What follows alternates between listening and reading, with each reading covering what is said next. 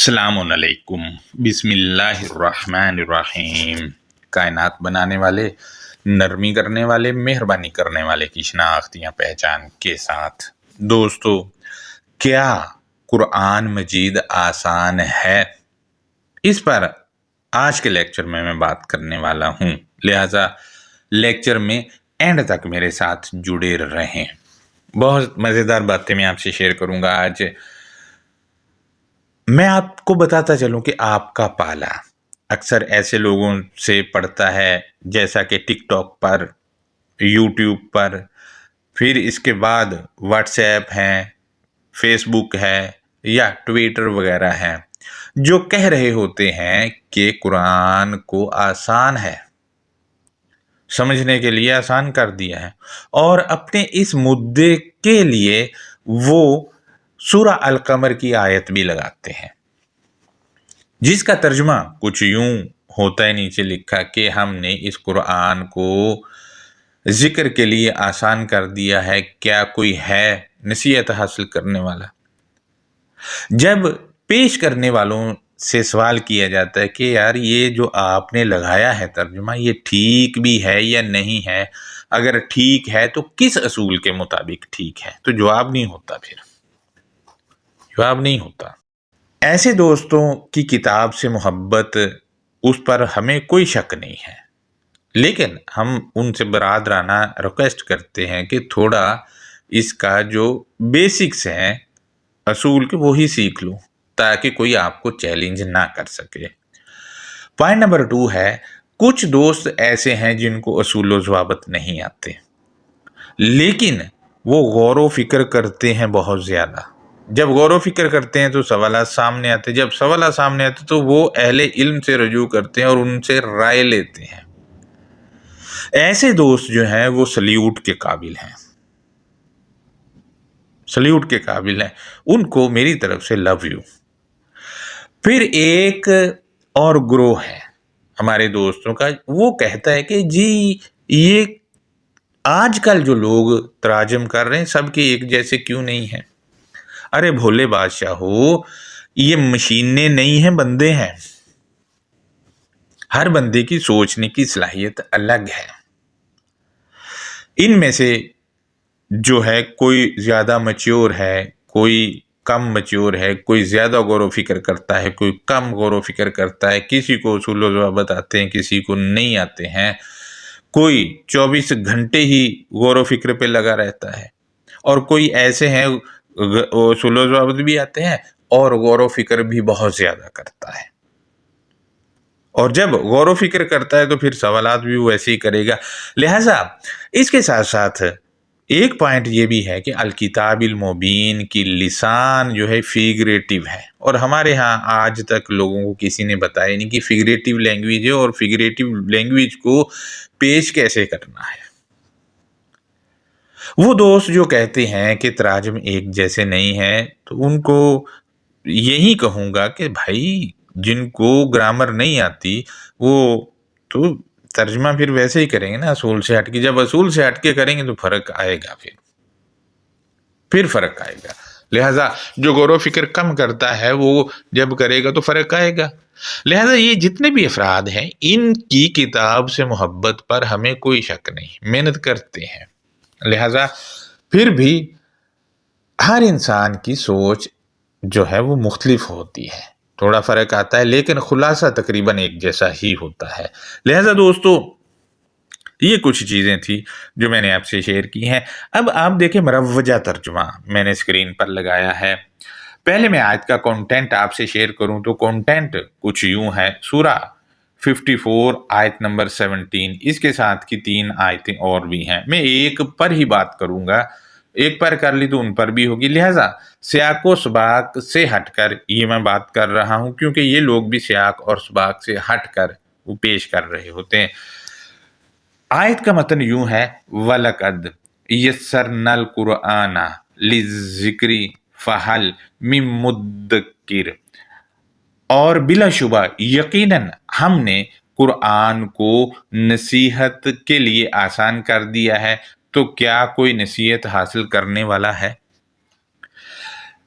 اس ترجمہ کے مطابق قرآن آسان ہے۔ اگر یہ بات حقیقت ہے تو پھر کیوں پہلے قرآن کو سمجھنے کے لیے بڑی بڑی کتابیں لغت کی لکھنا پڑی جن پر سالوں لگ گئے، پھر اس کے بعد ترجمہ کرنے میں سالوں لگے؟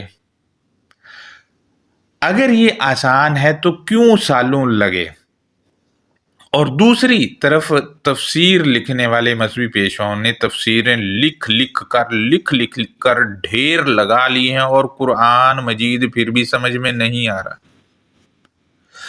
پھر کچھ قرآنسٹ ایسے ہیں کہتے ہم تو قرآن ہی کو مانتے ہیں، لیکن کہتے ہم نے اتنا عرصہ لگا دیا ہمیں قرآن ابھی ناخن کے برابر سمجھ آیا ہے۔ اگر آسان ہے تو یہ ایسے قرآنسٹ جن کے فالوور بھی ہزاروں میں ہیں کیوں کہتے ہیں کہ ہمیں ناخن کے برابر ابھی سمجھ آیا ہے؟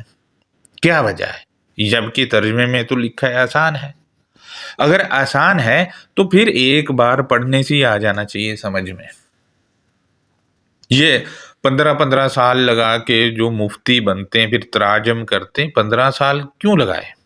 آسان چیز پہ 15 سال تھوڑی لگتے ہیں۔ مثلا ایک مکینک ہے، اس کے پاس اگر بچہ کوئی کام سیکھنے جاتا تو 2-4 سال میں ٹرین کر دیتا ہے اس کو، اس سے روزی بھی کماتا رہتا ہے وہ۔ لہٰذا دوستو کہنے کی بات یہ ہے کہ اگر اس ترجمہ کو مان لیا جائے تو پھر تو ایک بار ہی جیسے ہم کہتے تھے یار پانی پلا تو سمجھ میں آ گئی، اگلے کی بات یار جا چائے لے آ ہوٹل سے، سمجھ آ گئی، آسان ہے نا۔ کیوں تفسیروں کے ڈھیر لگانے کے باوجود، کیوں مغز ماری کرنے کے باوجود یہ سمجھ کیوں نہیں آ رہا ہے؟ اور قرآنسٹ خود کہتے ہیں ہمیں ناخن کے برابر سمجھ آیا۔ ایک قرآنسٹ جس کا ایک مفتی کے ساتھ مکالمہ تھا 2 گھنٹے سے بھی زیادہ، وہ میں نے سنا وہ قرآنسٹ اس کو کہہ رہا مجھے ابھی ناخن کے برابر سمجھ آیا ہے، اور اس کے جو فالوور ان سے سنو تو اس سے بڑا جو فنکار ہی نہیں ہے، کوئی بیان کرنے والا ہی نہیں ہے کوئی۔ یہ تو حال ہے۔ اور دوسری طرف یہ سب دعویٰ کرتے ہیں قرآن جو ہے وہ آسان ہے جی سمجھنے۔ بھائی مجھے سمجھاؤ، پھر سمجھاؤ نا بھائی۔ میں آیتیں آپ کے سامنے رکھ دیتا ہوں، یقین کریں میں نے آیات ایسے آدمیوں کے سامنے رکھی جن کا دعویٰ تھا کہ ہمیں بڑے اصول و ضوابط آتے ہیں، جب میں نے کہا ترجمہ کرو تو ترجمہ نہیں ہوا تھا۔ آسان ہے جی۔ لہٰذا دوستو یا تو یہ ترجمہ ٹھیک نہیں ہے یا پھر کتاب آسان ہے جو ڈھیروں کتابیں اور تفسیریں اور بیان کرنے والوں کی سمجھ میں بھی نہیں آ رہی، کچھ ایک چیز تو غلط ہے۔ اور جو کہتے ہیں قرآن آسان ہے وہ بھی پہلے 10 گز لمبا پیراگراف لکھتے ہیں، اگر وہ لیکچر کر رہے ہیں تو ایک آیت پہ ہی وہ 15 20 منٹ کا لیکچر کر دے۔ کیوں بھائی؟ آسان چیز پہ یہ تھوڑی کیا جاتا ہے، جبکہ حقیقت یہ ہے کہ اس کا ترجمہ ٹھیک نہیں ہوا ہے۔ آیت کے انڈرسٹینڈنگ کو دیکھتے ہیں تو میں نے مشہور الفاظ کے جو معنی ہے وہ پہلے آپ سے شیئر کرنے ہیں۔ مثلا یسرنا آیت میں موجود ہے، یسر جو ہے اس کا روٹ یسرا ہے، اس کے معنی مہیا کرنا، میسر کرنا، فراہم کرنا، دے دینا۔ اس کے معنی الکتاب المبین خود طے کرتی ہے۔ مثلا سورہ 2 کی آیت نمبر 185 میں الیسرا آیا ہے، اس کی ضد میں العسرا آیا ہے۔ العسرا کے معنی تنگی کے ہیں، یعنی تنگی جو چیز آسانی سے نہ ملے، اور اس کی ضد میں جب الیسرا آیا تو معنی ہے آسانی سے میسر ہو جانا، آسانی ہونا۔ اسی طرح سورہ 2 کی آیت نمبر 196 میں استیسرا آیا ہے، اس کا مترادف لفظ جو ہے وہ ہے یجد۔ یجدو کا مطلب ہوتا ہے پا لینا، حاصل کر لینا، وصول کر لینا، اور استیسرا کے معنی بھی پانا، میسر کرنا کے ہیں۔ المیسرہ آسانی سے جو چیز حاصل ہو اس کو کہا جاتا ہے، بغیر محنت کیے۔ لہذا دوستو مزید ہم دیکھتے ہیں یسر کو تو یسر باب تفعیل سے ہے، اس میں شدت کا خاصہ پایا جاتا ہے، یعنی جد و جہد کرنے والی بات پائی جاتی ہے۔ اور باب تفعیل سے یسر کا معنی کریں تو اینڈ میں اس کے نہ لگے گا۔ مثلا کھانا کھانا، لکھنا، پانی پینا، یہ نہ اینڈ پہ لگ گیا۔ اسی طرح باقی چیزوں میں باب تفعیل میں جب آئے گا تو ہم یسر نا میں نا کی ضمیر کو دیکھتے ہیں تو یہ جمع متکلم ہے، یعنی متکلم میں جمع میں جب آئے گا نا کے ساتھ تو 2 آدمی ہوں گے، 2 سے زیادہ بھی ہو سکتے ہیں، لیکن عام سیغہ جب جمع کا لگتا ہے تو وہ 3 سے شروع ہوتا ہے، 3 ہوں گے یا 3 سے زیادہ۔ لہذا یہ اس کا ترجمہ تھا۔ مزید ہم دیکھتے ہیں القرآن، القرآن فعلان کے وزن پر اس کا ترجمہ ہی نہیں کرتے ہیں، اور ال بھی ساتھ لگا ہوا ہے، لہذا دوستو اس کا ترجمہ ہوگا خاص غور و فکر سے پڑھا جانے والا، جیسے رحمان کا ترجمہ کیا جاتا ہے مہربانی کرنے والا، یہ القرآن فعلان کے وزن پر ہے، بالکل ایسی جیسا کہ رحمان، قرآن، فرقان۔ لہذا یہ رحمان اور فرقان کی طرح قرآن بھی جو ہے فعلان کے وزن پر ہے، اور فرقان کا یہ آپ خود ترجمہ کرتے ہو فرق کرنے والا، جب قرآن کا آتا ہے تو وہ پڑھائی کر دیتے ہیں، بھئی پڑھا جانے والا کیوں نہیں کرتے ہو؟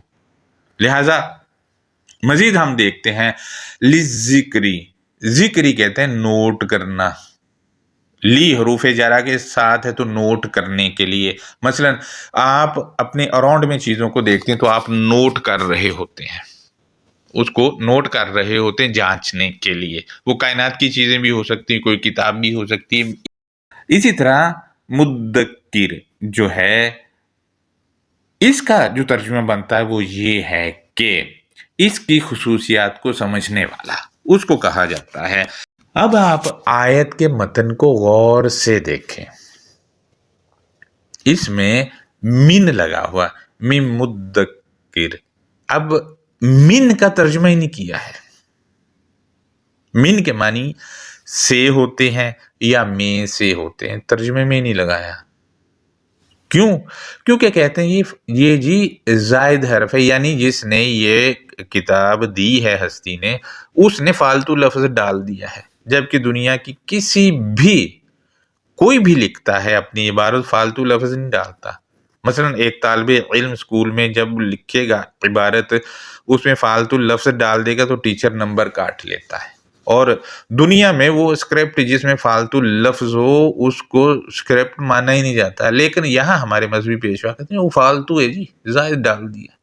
لہٰذا یہ مشہور الفاظ کے معنی تھے۔ اب ہم ترجمہ دیکھتے ہیں تو ترجمہ کچھ یوں بنے گا، وَلَقَدْ يَسَّرْنَا الْقُرْآنَ لِلذِّکْرِ، مزید تحقیق کہ ہم نے ہی فراہم کیا مخصوص غور و فکر سے سمجھ آنے والے، پڑھے جانے والے کو نوٹ کرنے کے لیے، یہ جو فراہم کیا ہے پڑھا جانے والا غور و فکر سے نوٹ کرنے والے کے لیے فراہم کیا ہے، نوٹ کرنے کے لیے فراہم کیا ہے۔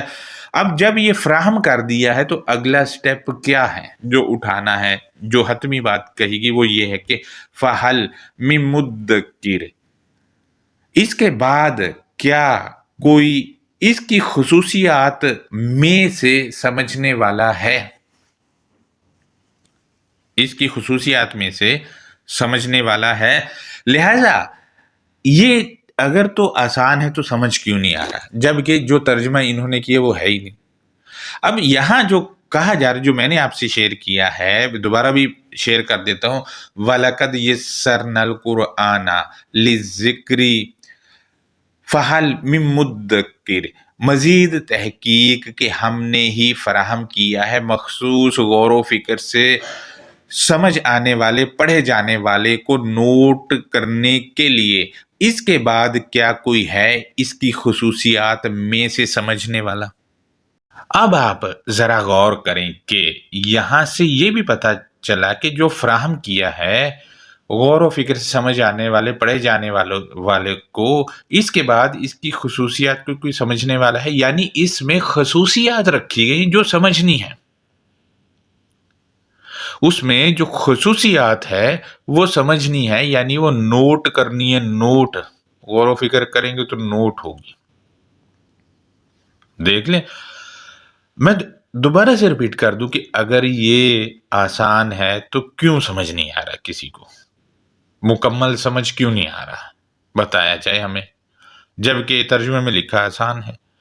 جبکہ اگر آسان ہے، سمجھ نہیں آ رہا تو اس کا مطلب آسان نہیں ہے، یا تو یہ ترجمہ غلط ہے یا معاملہ کچھ اور ہے۔ میں نے آپ کے سامنے اس کا انڈرسٹینڈنگ رکھی ہے، اس پر آپ اپنی رائے دے سکتے ہیں، یا آپ نے جو سمجھا ہے وہ بھی کامنٹ میں لکھ سکتے ہیں۔ اپنا بہت زیادہ خیال رکھیں۔ اللہ حافظ۔